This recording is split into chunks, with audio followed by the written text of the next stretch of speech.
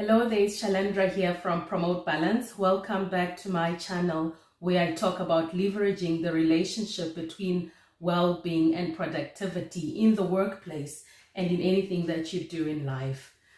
It's the new year, and for me today is the first day back at work in this new year. It hasn't been easy. I had to do a lot of positive self-talk. I had to put a lot more effort to get to this point than usual because I suffered the loss of my mother about a month ago, who passed on very suddenly in a way that I never thought I would lose anyone. And for the first time in my life, I use the words, "It is what it is." I'm generally somebody who does not believe in accepting things as fixed or done or non-modifiable. I always think that there is a solution to anything, but for the first time I have had to accept that it is what it is with the loss of my mom, as there's absolutely nothing that I can do to bring her back. And that is the painful reality that I'm faced with. A lot of us that have suffered a loss in the previous year have no choice but to move on without the people that we loved so dearly, as opposed to other people that have the choice to choose who to invest in, what relationships to invest in this year, how to spend time with their loved ones, when to start doing what. For us, it's actually a place of no choice, a place of having to go on because life goes on. In as much as it is painful to be helpless and just being able to say it is what it is also quite a strong point in that it has taught me to accept and just go on with life and do the best I can to live in this life that I have. So today I just want to talk about going back to the workplace regardless of suffering the loss of a loved one.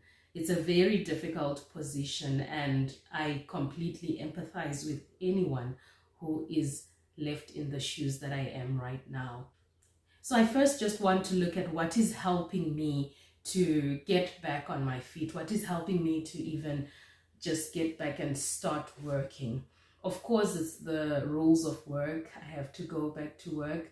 But in addition to that, it's also my understanding of this grieving and bereavement period. And the first thing that I have to talk about is the support of friends and family. If you follow me or any of my writings or videos, I tend to speak about how much you have to look internally to solve the things that are happening. I talk about how to strengthen your inner self, how to strengthen the best and authentic version of yourself to get over difficulties. But in this period where I'm grieving, I have found it particularly difficult to look inside for solutions. I found the inside pretty empty. And what I've done is to leverage on the relationships I have with my friends and my family. I have looked at people that have gone through the same stressful period, people that are going through the same difficulties as me. And sometimes it's easier when it's a stranger. I've resorted to Facebook groups of people that are going through loss, and these have been a great support for me. I should give a word of warning though. It's quite tempting to stay on those groups 24/7, to hear about people's pain, to hear what they went through. But at the same time, it keeps drawing you down the emotional spiral, going down the negative emotions that you feel. Because you know what? A Facebook group will have 1,000 people that have suffered the same loss, and they're sharing their stories every day. So that's about 2 years to go through the stories of each and every person per day. And that can get you into a very closed space and into a space where all you think about is loss and grief and pain, and it may be detrimental to your recovery from the grief and loss. So I'll just advise you to find people that you have the same belief systems with, the same understanding of death, the same belief about death, and probably reach out to them in their direct messaging inboxes and chat a little bit rather than spending hours on end on the groups and everything that is shared there. The other thing that has been helping me has been to go through the whole range of emotions that are imposed on me in this kind of period of grief. At some point, I thought the only emotion I felt was despair, but I decided to just think through and elaborate the emotions I was feeling to myself, because that is very important in understanding how to deal with those various emotions. I realized I had quite a lot of shock because of how my mom passed away so suddenly. I was at some point very confused. At some point, I felt angry, very angry at things I will not get into now. I felt quite a bit of guilt uh, and a yearning to be loved. Like losing a mom is losing a part of you that you will never get back and that can never be subsidized or substituted by anyone or anything in this world. At least that's how I feel at the moment. So that yearning of just who I can speak to, how I can just share with her everything that's going on. I was telling a friend the other day that whenever I think of my mom, I think about her hands. That's the biggest thing that sticks in my head.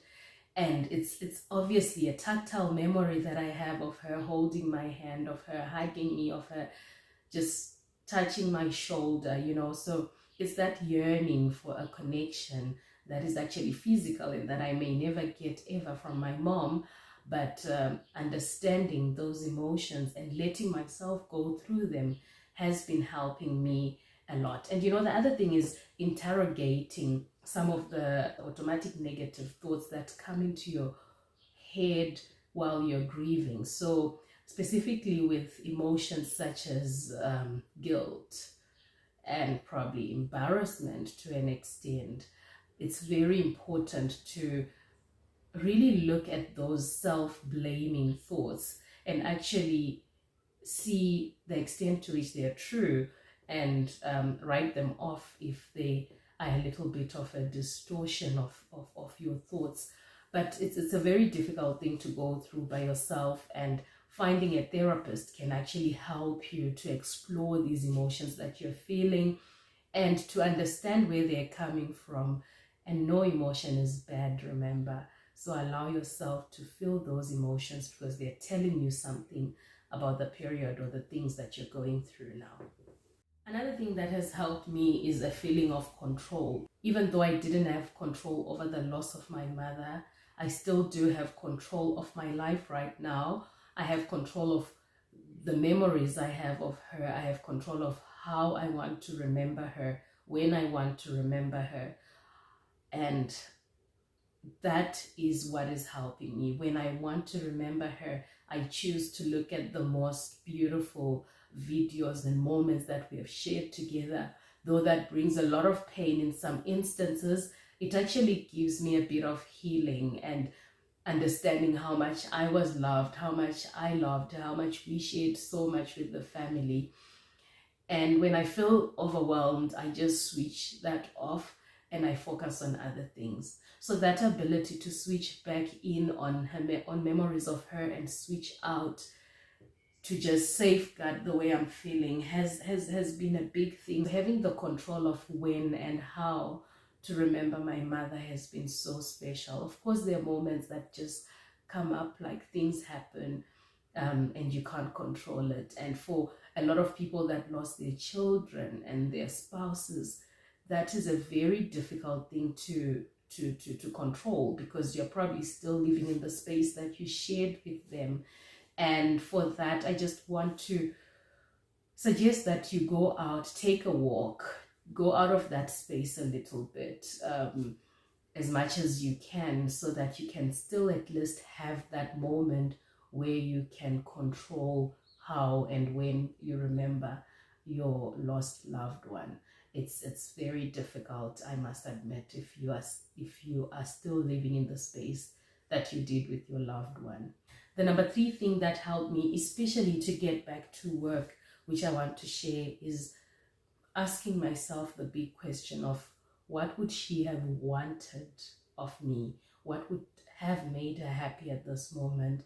And of course, for my mother, she was my biggest cheerleader. She supported my work 100%. It is painful that I cannot share with her that I've started, I've recorded a video, I've done a successful day at work, I've booked meetings, but it's great to understand and to feel that I'm doing what would have made her happy. And this is what gave me the courage to actually get things done today.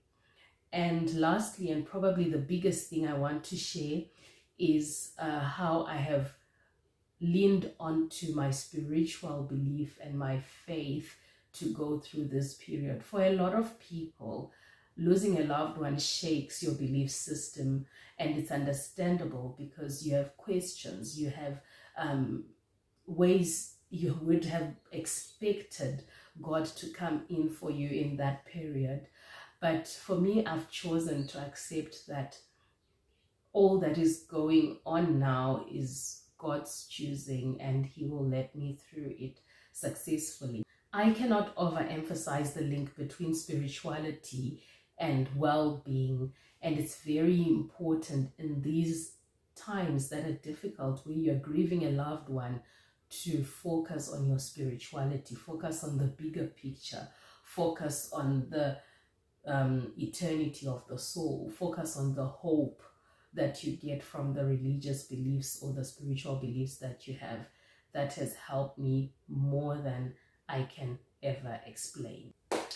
All right, so now I just want to talk about the actual going back into the workplace.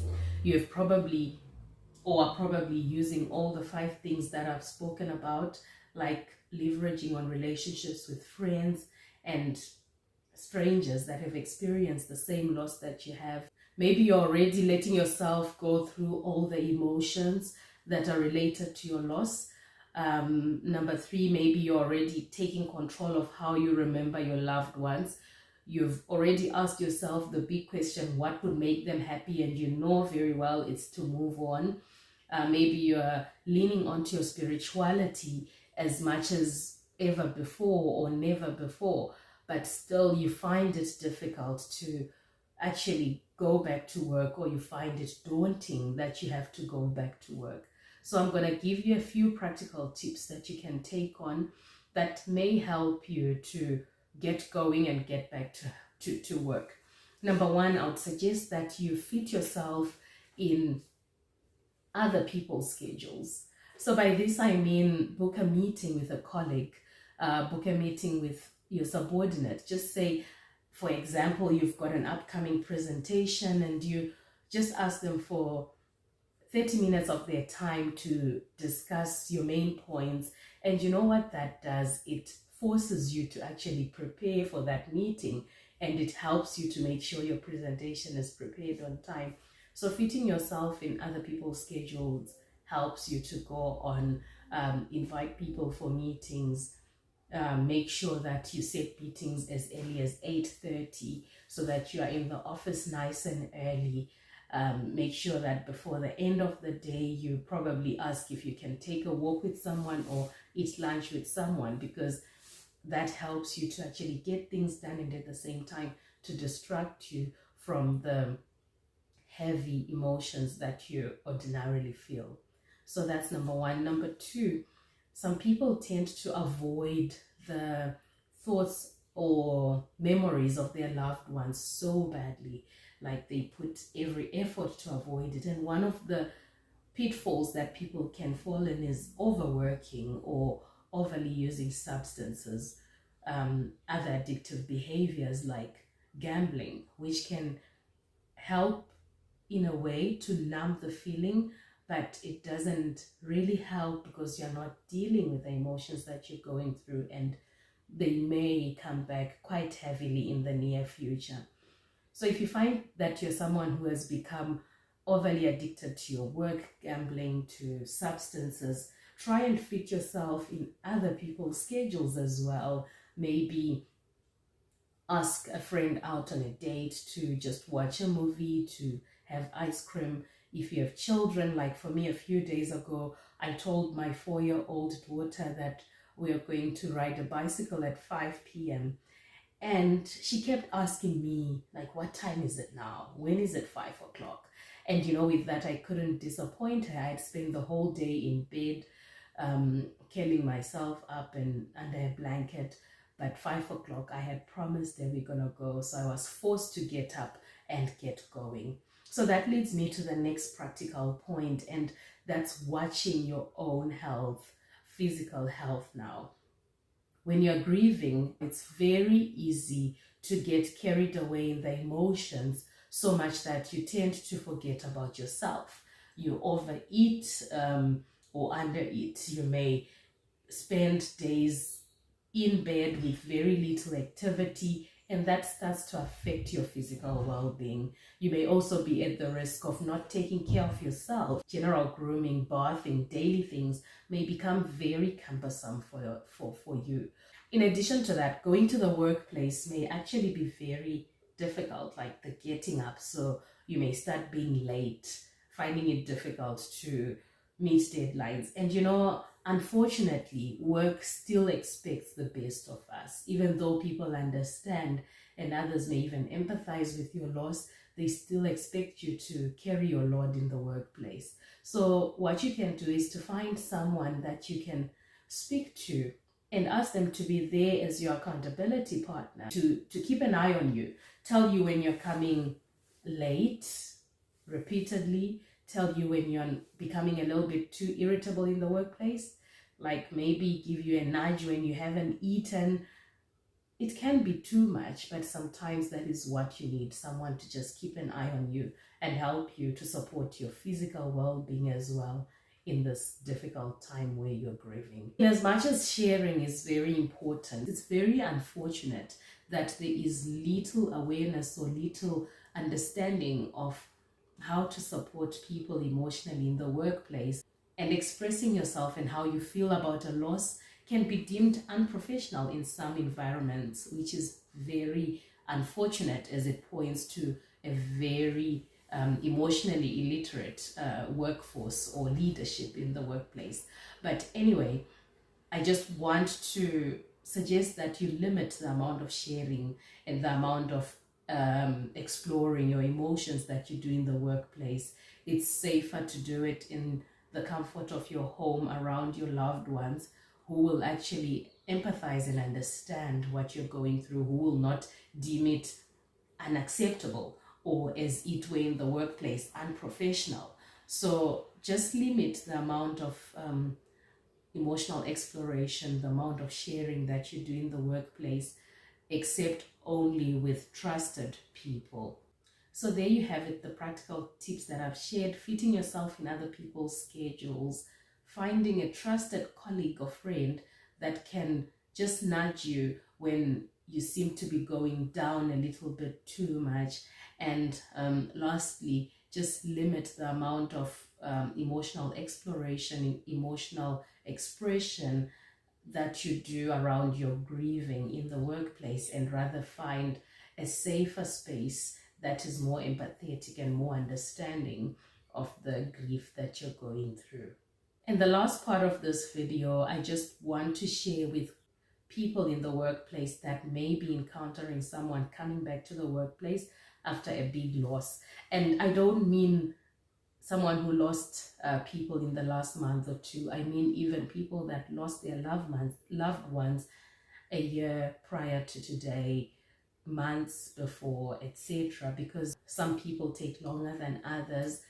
Some people actually go into what is called complicated grief, where they tend to struggle with the emotions that they're going through to an extent that it starts affecting their day-to-day functioning. And as a leader, manager, colleague, it's very important for you to be aware of the presentation of people that are going through complicated grief, and even aware of people that are still in the normal grieving phase. You need to suggest professional help to them, because this is the only way to help them to keep afloat. It's very important for the organization's sake, as well as for the sake of the individual going through such a difficult period, for them to know that I am understood and I'm supported at work.